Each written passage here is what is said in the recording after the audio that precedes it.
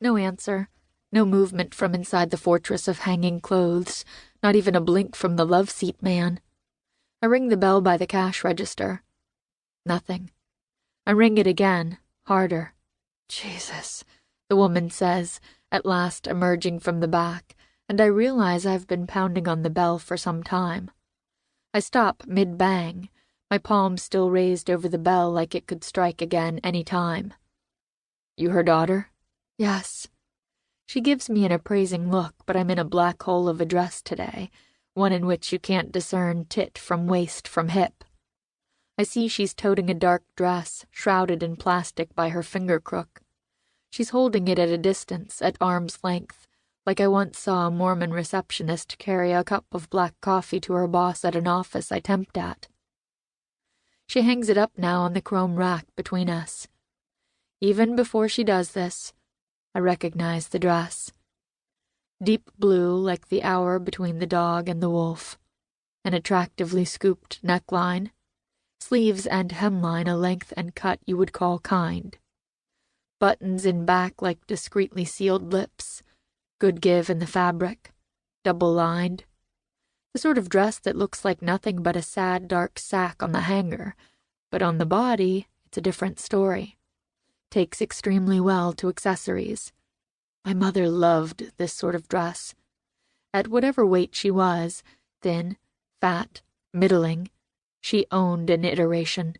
I saw her wear it to work, lunch with friends, on dates, to movies, parties, funerals.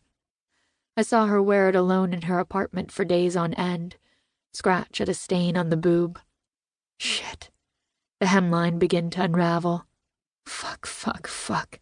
Do you have a safety pin? Holes begin to appear in the armpits. Jesus. The sleeves fray. Well, that's that, isn't it? She wore it so much she'd wear it out, and then she'd have to hunt for another. Whip through the plus-size racks for something that fit just as impossibly well, that was just as dignified, just as forgiving in its plain, dark elegance. I look at it now hanging in plastic on the rack. Whatever desire I have to cry dies when I see a note on a yellow square of paper, safety pinned to the neckline with some red loopy handwriting on it. I've seen that yellow paper safety pinned on this dress, or one of its sisters before. Suddenly, I'm business. My mother's hands pointing to the note, wanting answers, please. What's this? She sighs, takes the dress off the hanger and spreads it on the counter between us. The smell of her perfume, her old sweat rises up ripe between us. There is my mother. Barefoot in her apartment, playing solitaire on her deck, splayed knees stretching the skirt, toes twiddling under the table.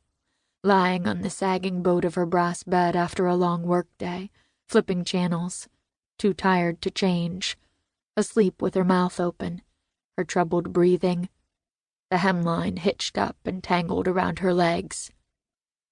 She smooths down the fabric now, lifts up the hemline, exposing the myriad holes in the slip.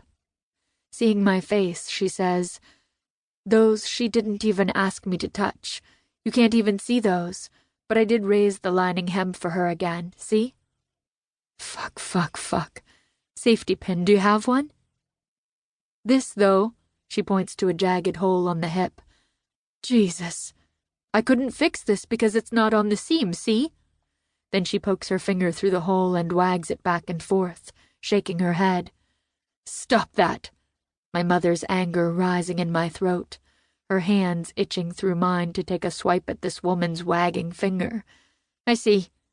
I watch her run her fingers along the frayed sleeves, the sagging neckline, the holes in the armpits, all lost causes according to her.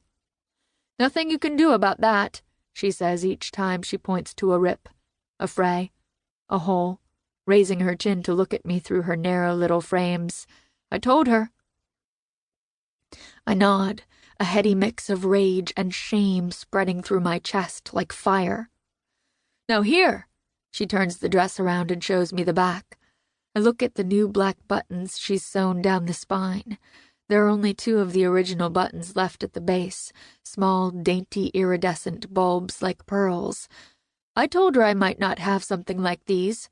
she says, waggling the two pearly ones like they were dubious anyway. To keep listening to this audiobook, I've left you a link in the description so you can do it, at no cost thanks to Audible's 30-day free trial.